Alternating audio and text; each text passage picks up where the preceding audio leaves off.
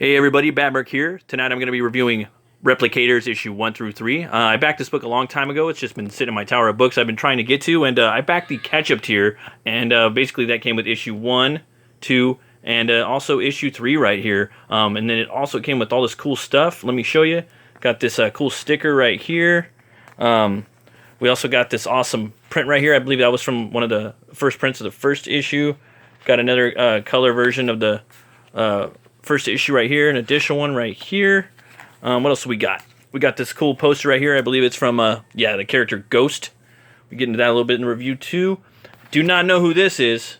Do not know who this is yet. This character looks pretty fucking badass. I can't wait to see who that is.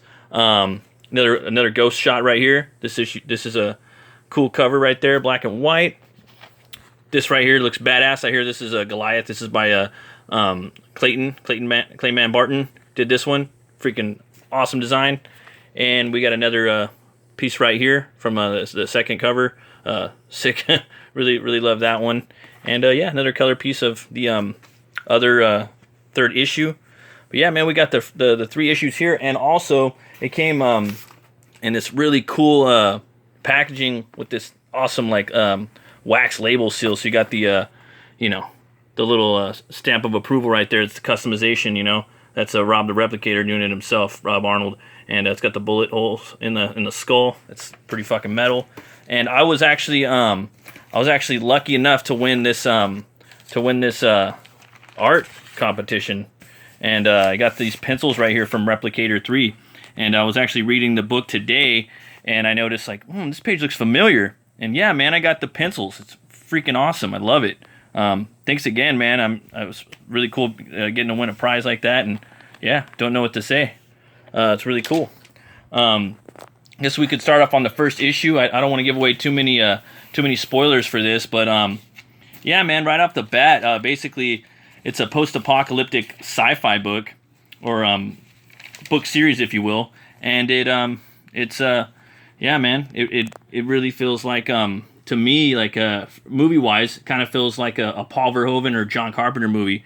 There's a lot of really feels that you'd get from Resident Evil in here, Escape from New York, even George A. Romero's my favorite zombie flick, Land of the Dead, where you have this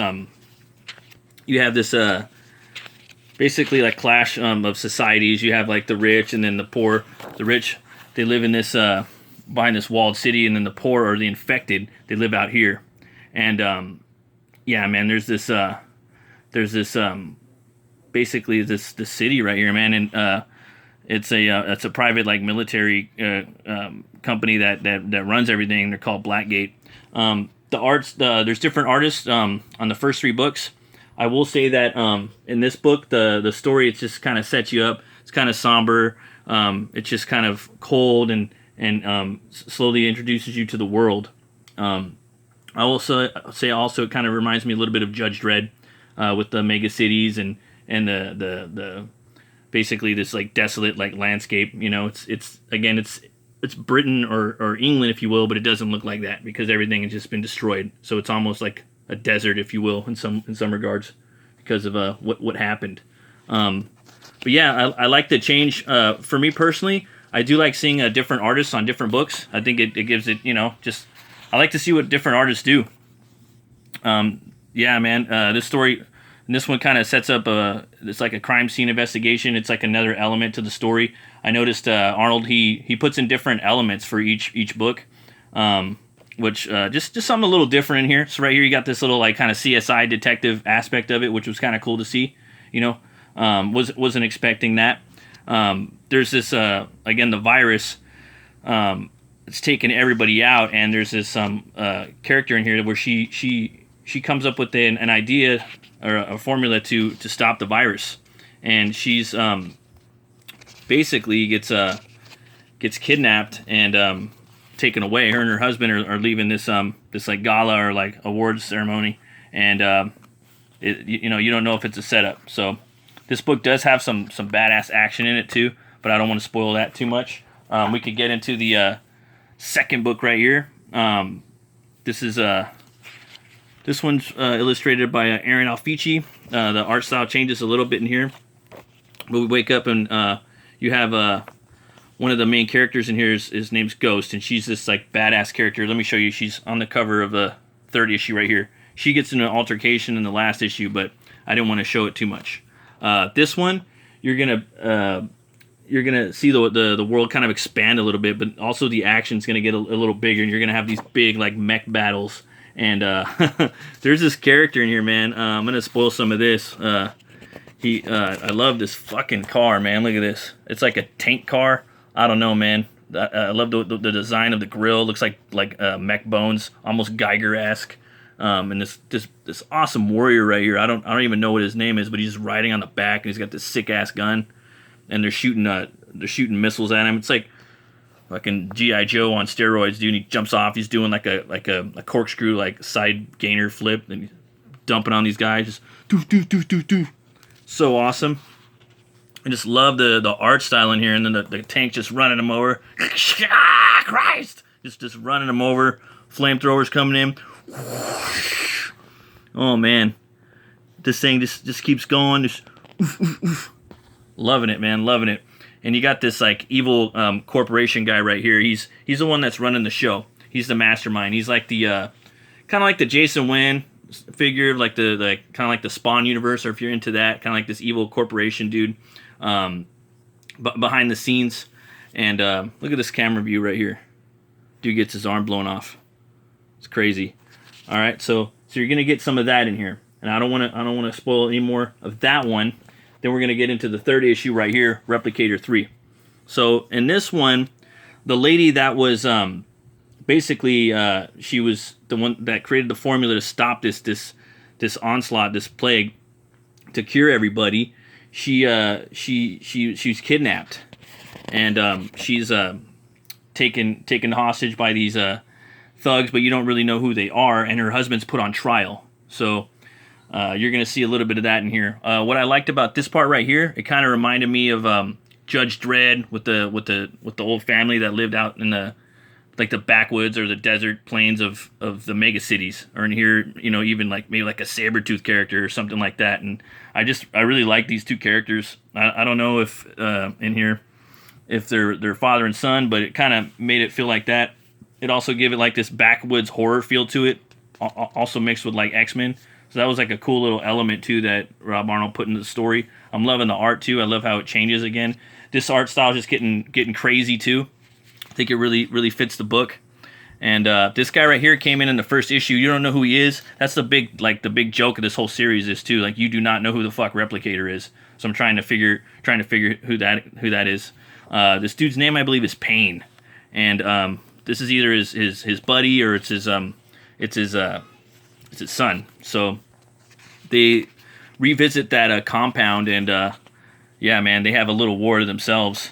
And man, look at this artwork, fantastic. Yeah, I love this part right here. So he's like, call me Swift Shock. So I believe his name's Swift Shock, and he's got this fucking badass sword. He clicks it together, and he's got all these fucking weapons, and oh man, so cool, man. He goes into battle, and it's just sick. I don't want to spoil too much more, but you guys got to check it out, man. Here's, here, check this out. Check this out. Going to the war, cutting these guys up. What the hell? Quickly spread out. We have multiple casualties. It cut right through them. Don't let it hit you. We lost. On the visual. Where is he? Behind you. Look at that. Love that, man. It's got this awesome big splash. It's almost like a splash page in like a third of the page. You know what I mean? Incinerate him. And they're just trying to flame him up, and then he just comes back. You guys suck. And he's just ding, ding, ding, ding, ding, dumping on him. Oh, man. I really love that part, too. Every issue, again, it's offering something new to it. Like I was saying, first issue sets everything up. It kind of builds up slow. The first issue also, too, reminded me of Zack Snyder's Dawn of the Dead remake, too, where it kind of built up a little slow. One of the good Zack Snyder movies. It kind of builds up slow, and then shows you this world. Everything seems kind of chill, and then boom, shit just starts hitting you. And the second one too has some cool battle sequence in it, and you get introduced to the character Ghost. And this one right here, you're having this awesome battle with these mutant type characters and these like cybernetic soldier dudes, these super soldiers. And also you're gonna get this like trial at the end right here, which was cool too. You know, it's cool to see something like that in comics too, where you know, it almost feels like a Daredevil issue. You know, and again, like in the first book, you have the detective stuff, so you're you know, that's kind of like a shadow. Or, I'm sorry, like a noir or Batman detective thing. So again, Arnold's putting a bunch of different, you know, types of different flavors of writing in here, different things he could do with it, where it's not just, you know, Resident Evil meets X-Men, which is fucking metal as fuck, and I love that, but it's cool. It brings more to the story, so you guys definitely got to check this out. I give the Replicator series 1 through 3 2 horns way up, and if you guys want, you could come over to Indiegogo and sign up for Replicator 4 Revelations. I already signed up right now too, so yeah, just come over here, check it out. I have a link in the description. It's got this badass art. Here's the character Ghost, and yeah, man, she gets pretty tore up. You know what? And if you want, you could check out my book. It's Butch Cleaver 2. You can pick up the first or second issues. It's about a butcher who gets killed and he's brought back to life by a voodoo curse.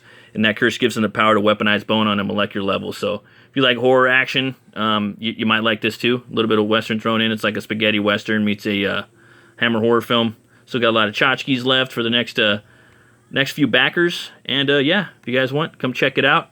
And let you guys look at this right here. I got to show you one more thing of this ghost though, man.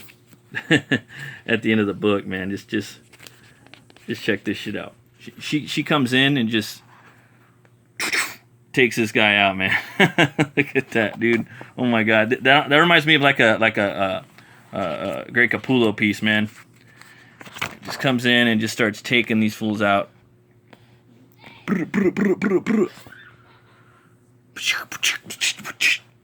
Oh man, fucking die. Yeah, the next page is even sicker, but you guys are gonna have to check that out.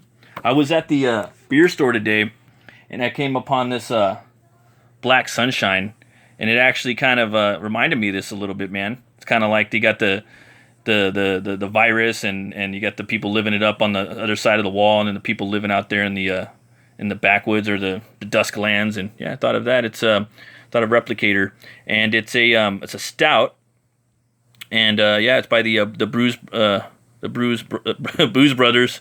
It's a gripping the pint, his knuckles went white with desire. The flavor of his brew house exploding from the taps like a slug from a gun. True darkness. Oh, there you go. 16 ounces of maximum performance piercing the glass. This is Black Sunshine. Drink me in the silent pool house bar. Catch me from the edge before I fall away. A dark roast is dawning. Drinking on the mile. A drink of revolution, slick as the River Nile. Sweeten the ride, Black Sunshine. Okay, well, we'll go ahead and check out a stout. And I don't really get stouts that much too, man, so that was a pleasant surprise. But yeah, man, I've been wanting to read Replicator for fucking years, and I finally got it. It was awesome. And I'm loving the universe, man, and the characters. Again, I'd love to see this as like I think a Paul Verhoeven movie, man, or John Carpenter. But Paul Verhoeven, if you guys don't know, he's the director of RoboCop and Starship Troopers. I think he would be perfect for this franchise. All right. Yeah, it smells pretty good. Got a little head on there. 7%. Yeah, it's really smooth. Yeah, definitely, man. I give this Black Sunshine 2 horns way up. Yeah, it's like every fucking beer I drink, it's getting 2 horns, but it is what it is. Thanks for watching, folks. Thanks for everybody that's been subscribing to the channel. It really helps out, and thanks for checking these books out and backing them. And yeah, you guys have an awesome weekend. Be bold, be brave, and remember, roll the bones to know your role. Thanks, guys. Bye.